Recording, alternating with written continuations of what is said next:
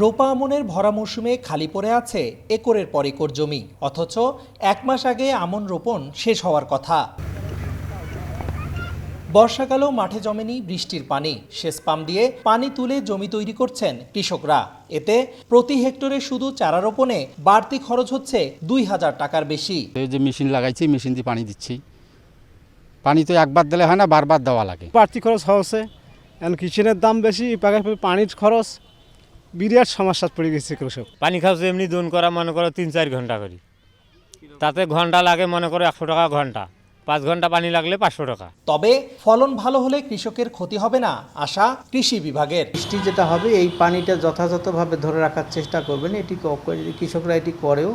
এরপরেও যদি লাগে 2-1টা সেচ, সেক্ষেত্রে বাড়তি কিছু টাকা খরচ হয়, হয়তো 1 বিঘা জমিতে আপনার 500-1000 টাকা হয়তো বেশি খরচ হয়। তো এটি খরচ বেশি হলো ফলনটা ভালো হয়, সেদিক দিয়ে কৃষকের পুষিয়ে যায়।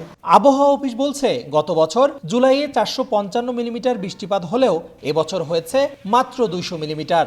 এই সময় ফসল ফলানোর জন্য যে পরিমাণ বৃষ্টিপাত দরকার সেটা পাচ্ছে না। দ্যাটস মিনস তাদেরকে আর্টিফিশিয়ালি জমিতে সেচ দিতে হচ্ছে, যেটা প্রোডাকশন কস্ট আলটিমেটলি বাড়াবে।